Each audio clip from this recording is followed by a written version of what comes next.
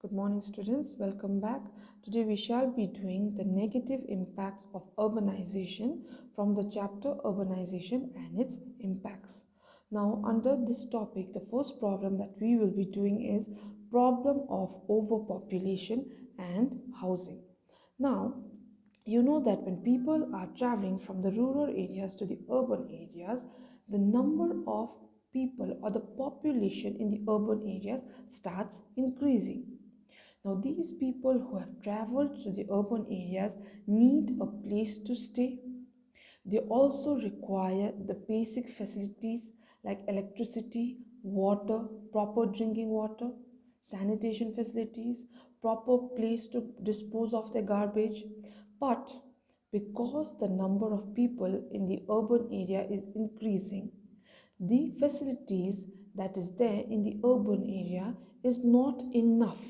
All right, so it's not enough to be provided to the people who have traveled from the rural areas to the urban areas. There is a pressure on the housing facilities, there is a pressure on the people who are providing the clean drinking water because it is not enough, and the area or the place to live is also not enough. So these people from the rural areas who are traveling to the urban areas, they start living in slums. Now, what is a slum? A slum is an area where poor people live. Slums are mostly created in the outskirts of the towns and cities, and in the slums, the houses are made up of waste products like tins and plastics. There is no sanitation facility, there is no proper drinking water facility there. So, now the second point is growth in the urban poor population. Now, because the prices of all basic amenities are extremely high, the poor people who have traveled from the rural areas to the urban areas to will not be able to afford these expensive amenities. All right, so that is why the number of poor people in the urban areas will start increasing. Now, these people have no legal ownership of the land they live in. Now, not only slums, but there is something called squatter settlements. Squatter settlements are those type of settlements where people start. Now, these settlements are mostly on the roadsides, all right, just next to the roadside, or in the outskirts of the towns and cities. Now, these are illegal settlements where people do not have, similarly like the slums, they do not have proper sanitation facilities, they do not have proper drinking water. Okay, and they are also not the legal owners of the land. Next is problem of waste and pollution. Now, urbanization also means that the number of industries are increasing, which means that the level of pollution, that is air pollution, will increase. And now you know that most of the industries dispose of their garbage or waste products into, they dump it into the rivers.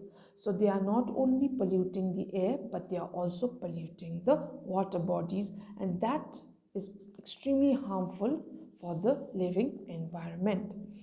Next is cost of living. The cost of living in the cities is extremely high, especially in metropolitan cities like Mumbai, Bangalore, Kolkata. The cost of living is extremely high.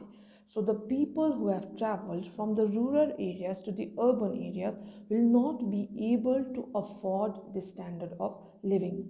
So that is why they live in slums and squatter settlements. So it says here that because of the cost of living, the poor becomes poor and the rich becomes big. The gap between the rich and the poor starts increasing.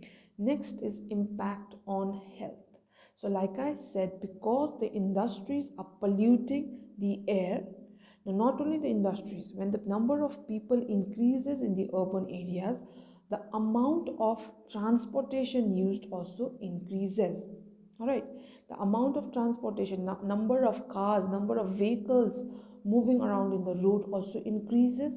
This also leads to the decrease in the quality of the air. It pollutes the air, so it hampers the health of the people in the urban areas. Next is increase in crime rates.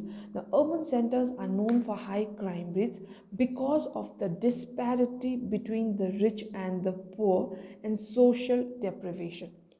Now, this means that in the urban areas, the rich people will be able to afford everything, all right, all the facilities when it is, even if it is expensive, but the poor people or the lower middle class people will not be able to afford all these things.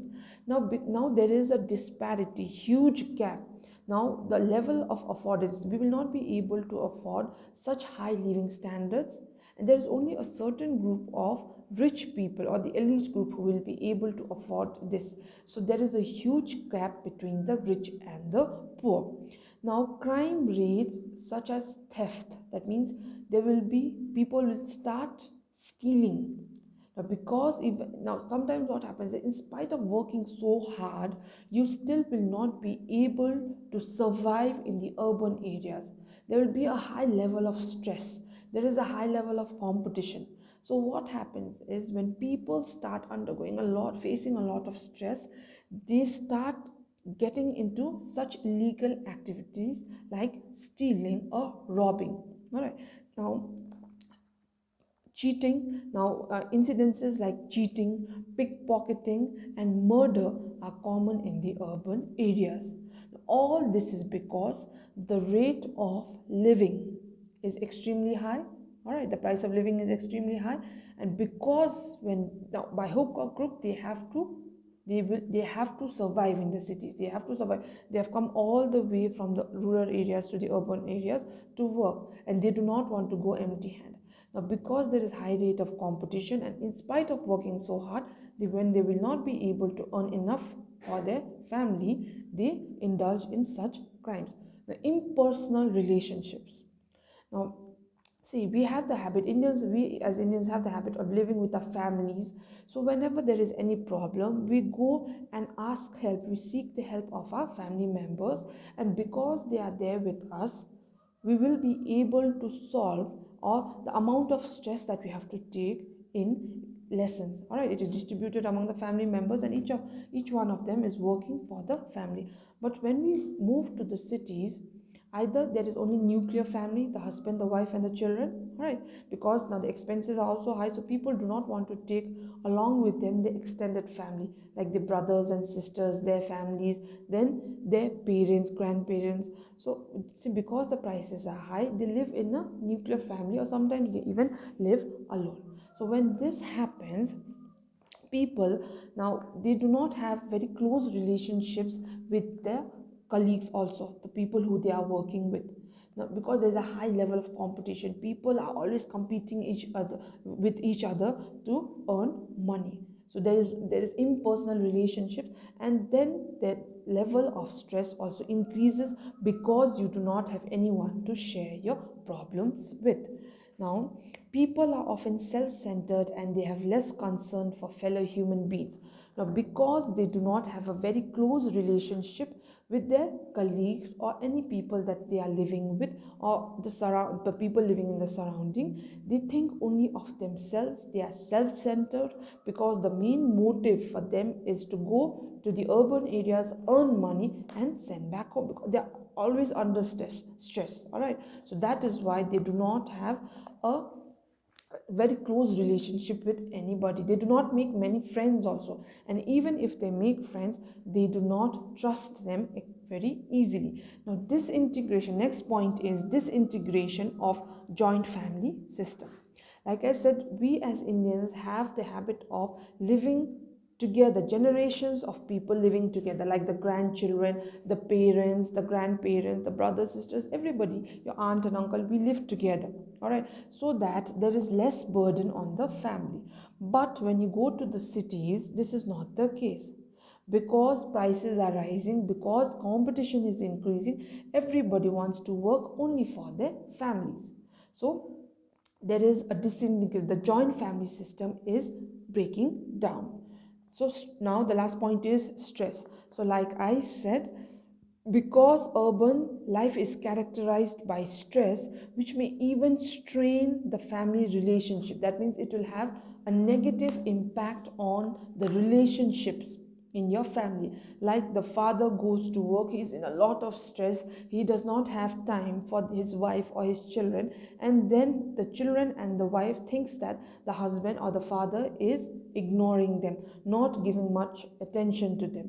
But they do not understand, on the other hand, they do not understand that the husband or the wife is also husband or the father is also working extremely hard in this competitive world, in this world where the prices are increasing, to support his family. All right, now the husband thinks that his family is not understanding his problem, and on the other hand, the children and the wife thinks that the husband is not thinking about the family. And in other cases also, the children may also always go against the wishes of the mother and the father. They demand something, the parents will not be able to provide them with all the facilities that they want. All right, because prices are increasing, the stress level starts increasing. Now this puts a pressure on the relationship in the family, and also sometimes it strains the family relationships in cities. Now another point why there is a lot of stress is,